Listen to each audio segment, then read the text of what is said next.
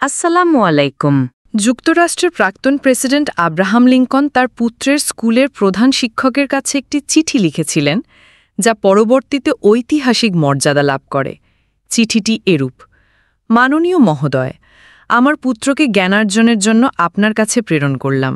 তাকে আদর্শ মানুষ হিসেবে গড়ে তুলবেন, এটাই আপনার কাছে আমার প্রত্যাশা। আমার পুত্রকে অবশ্যই শেখাবেন সব মানুষই ন্যায়পরায়ণ নয়, সব মানুষই সত্যনিষ্ঠ নয়। তাকে এও শেখাবেন প্রত্যেক বদমাইশের মাঝেও একজন বীর থাকতে পারে, প্রত্যেক স্বার্থপর রাজনীতিকের মাঝেও একজন নিঃস্বার্থ নেতা থাকেন। তাকে শেখাবেন $5 কুড়িয়ে পাওয়ার চাইতে একটি উপার্জিত ডলার অধিক মূল্যবান। এও তাকে শেখাবেন কিভাবে পরাজয়কে মেনে নিতে হয় এবং কিভাবে বিজয় উল্লাস উপভোগ করতে হয়। হিংসা থেকে দূরে থাকার শিক্ষাও তাকে দেবেন। যদি পারেন, নীরব হাসির গোপন সৌন্দর্য তাকে শেখাবেন। সে যেন আগে ভাগেই কথা বুঝতে শেখে, যারা পীড়নকারী তাদেরকে সহজেই কাবু করা যায়। বইয়ের মাঝে কি রহস্য লুকিয়ে আছে তাও তাকে শেখাবেন। আমার পুত্রকে শেখাবেন বিদ্যালয়ে নকল করে পাশ করার চেয়ে অকৃতকার্য হওয়া অনেক বেশি সম্মানজনক। নিজের উপর তার যেন সুমহান আস্থা থাকে, এমনকি সবাই যদি সেটাকে ভুলও মনে করে।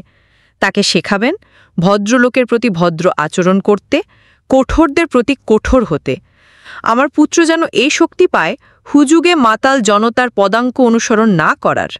সে যেন সবার কথা শোনে এবং সত্যের পর্দায় ছেকে যেন শুধু ভালোটাই শুধু গ্রহণ করে, এই শিক্ষাও তাকে দেবেন। সে যেন শেখে দুঃখের মাঝে কিভাবে হাসতে হয়, আবার কান্নার মাঝে লজ্জা নেই, সে কথাও তাকে বুঝতে শেখাবেন। যারা নির্দয় নির্মম তাদেরকে সে যেন ঘৃণা করতে শেখে, আর অতিরিক্ত আরাম আয়েশ থেকে সাবধান থাকে। আমার পুত্রের প্রতি সদয় আচরণ করবেন, কিন্তু সোহাগ করবেন না, কেননা আগুনে পুড়েই ইস্পাত খাঁটি হয়। আমার সন্তানের যেন অধৈর্য হওয়ার সাহস না থাকে, থাকে যেন তার সাহসী হওয়ার ধৈর্য।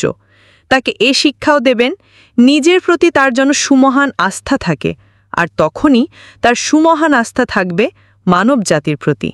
ইতি আপনার বিশ্বস্ত আব্রাহাম লিঙ্কন।